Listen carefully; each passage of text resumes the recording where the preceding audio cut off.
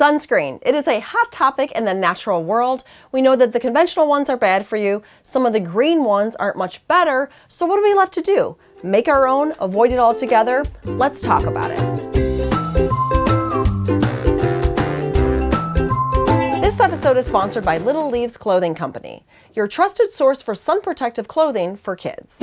Okay, before we dive into how you can protect yourself from the sun, I want to take a moment and talk about the importance of getting some sun, because sunlight is our best source of vitamin D. This is an incredibly important vitamin. It helps boost our immune system. It's great for metabolism regulation and also for growing bones. But most of us, or I should say many of us, are deficient in this vitamin. In fact, 1 billion worldwide. This is particularly important if you live in the northern part of North America or in Northern Europe. So what I do with my children is every day in the summer when I can, I try to get them outside for some natural sunlight during the safe sun hours. So that would be before 10 a.m. or after 3 p.m. Now, I don't actually put sunscreen on my kids if we're just running around for the day. Maybe we're in the car doing errands, or if we go to a shady park. But if we are going to the pool for a day or the beach, you better believe I'm putting sunscreen on my kids. Because here is a sad fact. A few blistering sunburns in childhood can double a person's lifetime chances of developing serious forms of skin cancer. We went to Costa Rica earlier this year for 3 weeks, and I was really nervous because it was winter for us, so all of us had pasty white skin, and the temperatures there were 90 degrees plus, not a cloud in the sky. And I was like, wow, if we can get through this vacation without a burn, I will be so grateful. And one of the biggest things that helped us were using sun shirts. So these things are phenomenal, okay? Especially if you've ever tried to apply slippery sun lotion to a toddler. It's not an easy feat, and especially you have to keep reapplying it. So when you put on these sun shirts, I would say half of their body is covered and safe. You don't even have to think about it. So all I had to do is put a little sunscreen on their noses, their necks, and their legs. So super awesome. Hats are great too because it really can block a lot of these sun rays. In fact, now they even make sun pants, which leads us into today's sponsored message. LittleLeaves.com is your trusted source for sun protective play clothing for kids. My kids have been wearing Little Leaves chemical-free sun protective clothing for a while, and we really love them. The kids adore how soft these are, and I love the design. They're also made of bamboo cotton fabric, which blocks 98% of the sun's harmful rays. Not to mention it's much easier than applying and reapplying sunscreen every day. We are happy and so are the kids, and you can be too. Little Leaves is offering 10% off to Mama Natural viewers until the end of June with coupon code MAMA. Check it out at littleleaves.com. Okay, we've got our sun shirts on, but now it's time to apply a little bit of sunscreen.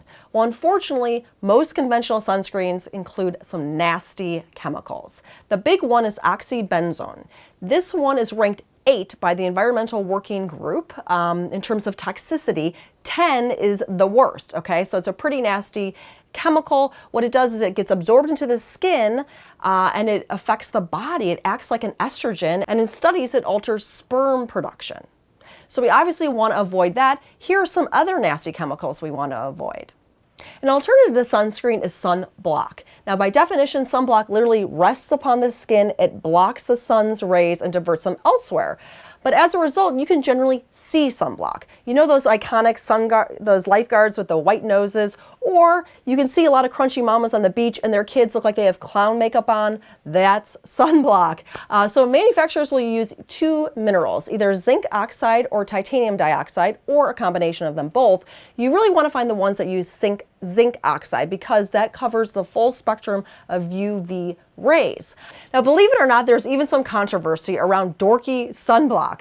Manufacturers know that some customers don't like to walk around with this clown makeup on that's super thick. So what they've done is they've taken some of the zinc or the titanium and they've grinded it down to these tiny little particles, and these are called nanoparticles.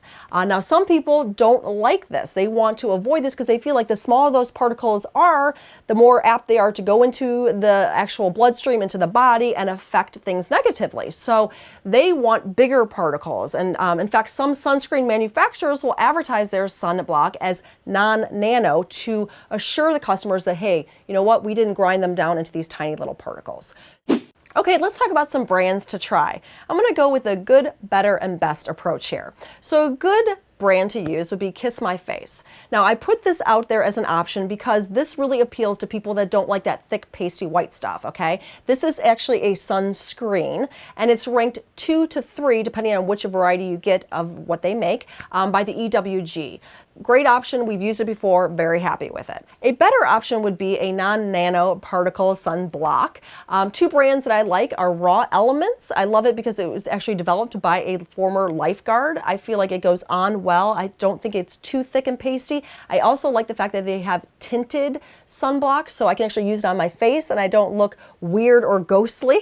And then the other brand is Kobana Green Screen. They actually even make an organic variety, and it's very effective and safe. And finally, your best option is to just avoid the sun altogether, either by wearing sun shirts, sun pants, hats, going into the shade, or just not going out into the sunlight during those really intense hot summer hours. So we just went through good, better, and best, but if I have to say what the worst thing is, it's those aerosol sunscreens. And I know that they're super convenient and so easy to apply, but they are nasty, okay? Because that stuff, when it gets in that aerosol form, you can really inhale it, get it into the lungs, and it can cause some serious issues. So avoid those like the plague.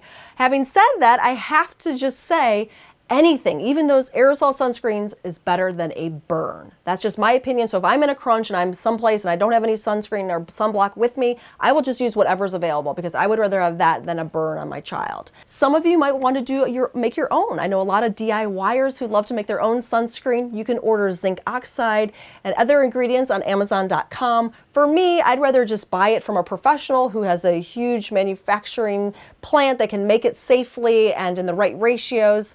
But do what floats your boat. The most important thing is, no matter what you put on your kids or you in terms of sunscreen or sunblocks, check it out against EWG.org. There you can look up all the ingredients, it will have a ranking, and you can feel comfortable with whatever level of toxicity that you are applying to your skin. So be sure to check that out. There you go. We'd love to hear from you. What sunscreen or sunblock do you use? Has it been effective? And have you ever used the EWG.org database? Share with me in the comments below.